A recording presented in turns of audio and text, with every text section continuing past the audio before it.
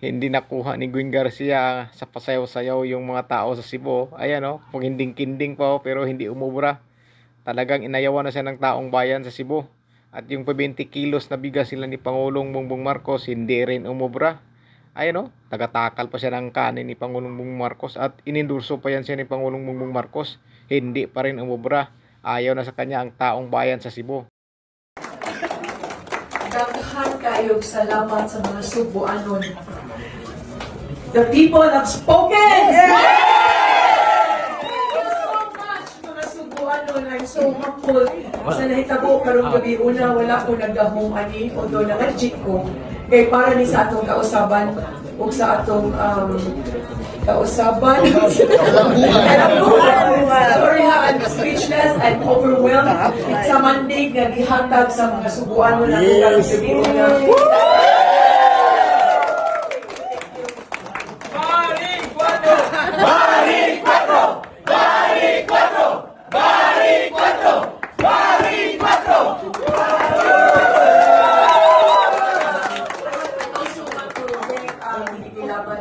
And also my core team. Thank you so much for all the help. And also ang solid Inday Sara nga nandiri karon. Thank you guys.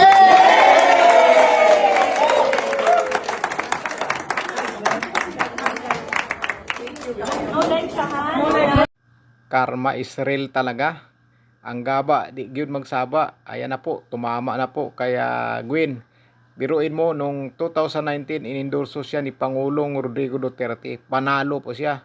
Panalo siya, inendorso siya ni Pangulong Rodrigo Duterte nung 2019. Pagdating naman ng 2022, si VP Sara naman ang nag-endorse sa kanya bilang gobernador ng Cebu. Ayan, panalo pa rin siya. Panalo siya.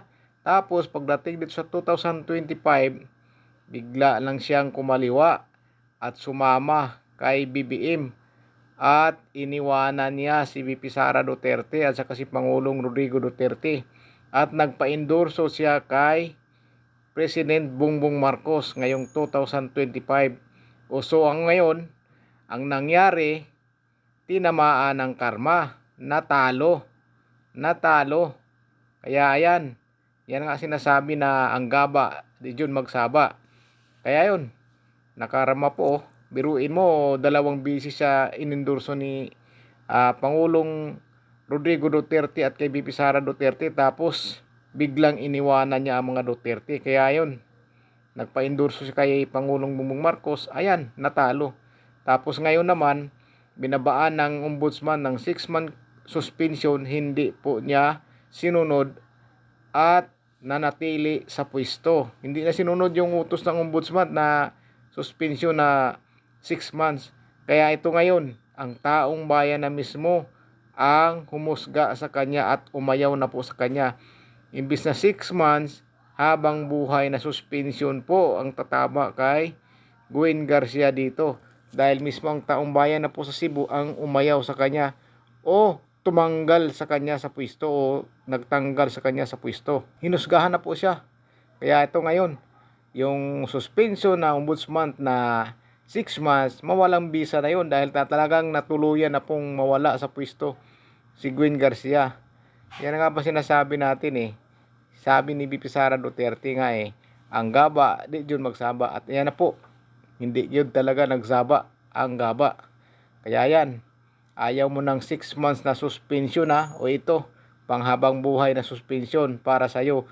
Ang taong bayan na po mismo ang nagbigay kay Gwen Garcia na siya ay masuspindi ng habang buhay dahil hindi na po siya makakaupo sa loob ng 3 taon. Baka sa sunod na eleksyon at hindi na rin ito siguro mananalo. Malamang po.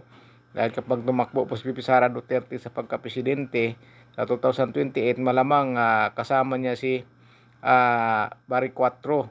Kaalyado nila yan. Tatakbo ulit niya ng gobernador at hindi na rin ulit mananalo to si si Gwen Garcia. Inayawan na po ng tao sa Cebu. Biruin mo, matagal po siyang nanunungkulan sa Cebu. Matagal po. Pero ngayon, dumating na ang araw sa pag-uusga ng taong bayan. Dahil po yan sa pang-iiwan niya sa mga Duterte. tinamaan na po. Kaya ang taong bayan na po ang nagdesisyon na siya ay papalitan. Hindi umubra yung pasayaw-sayaw, pakinding-kinding, sa yung pa-20 ang kilo ng bigas. Tingnan po natin kung matutuloy pa ba yung 20 ang kilo ng bigas. Itutuloy pa ba nila yon? O kung itutuloy man, kung tatagal po ba yung 20 ang kilo ng bigas. Abang-abangan po natin. Kaya talagang wala na si Gwen Garcia. At ito na, si Barry 4, napapalit sa kanya, umakyat na po. Ayan na po, umakyat na at papalit na sa kanya. Siguro ang sakit ng ulo ni Gwen ngayon kapag nakikita niya itong video na to, hindi makapaniwala na siya ay hindi na po magiging gobernador ng Cebu. At ito na po ang papalit sa kanya. Malamang hindi makakatulog po to si Gwen, hindi mahirap tanggapin po. Mahirapan siyang tanggapin na wala na siya sa kanyang pwesto. Natatalo na po siya at ayaw na sa kanyang taong bayan sa Cebu. Mahirapan makatulog to. Siyempre, yung suspension nga na 6 months, hindi nga niya tinanggap o hindi nga niya sinunod, ano pa kaya itong talagang natalo na siya at hindi na talaga siya makakaupo. Ano pa kaya? 6 months nga inayawan niya Ayaw niya ng suspension na 6 months. Ito pa kaya na talagang talo siya at hindi na po siya magiging gobernador ng Cebu. Dahil hinusgahan na siya at ang taong bayan na po mismo ang nagpatalsik sa kanya sa pwesto ngayon. Ayaw na po sa kanya ang taong bayan sa Cebu. Kaya yan ngayon, yung suspension na 6 months, wala na yon dahil 3 years. 3 years po siyang mawawala sa pwesto. Kahit siguro sa sunod na eleksyon tumakbo siya, malamang matatalo pa rin siguro ito. Ba't naman kasi lumipat tong kaya President Bongbong Marcos? Duterte naman ito, tapos lumipat siya. Ano kaya ang dahilan kung bakit iniwanan niya ang mga Duterte?